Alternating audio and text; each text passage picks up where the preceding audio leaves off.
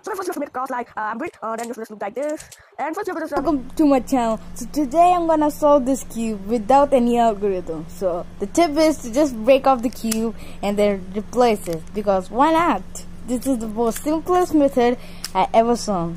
So guys, if you have this case, and then you have to do just view prime, and then it will be solved. Wow.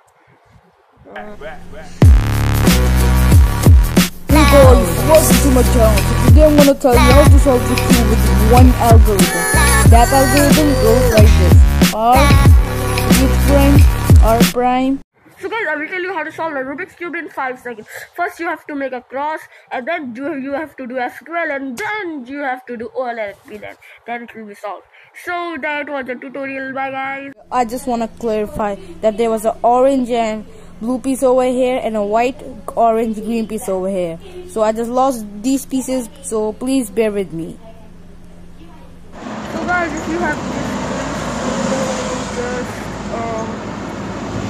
I will tell you how to solve this 2x2 Rubik's Cube. First, let's scramble this. Okay. Guys, welcome to my channel. So today I'm gonna tell you how to solve a Rubik's Cube.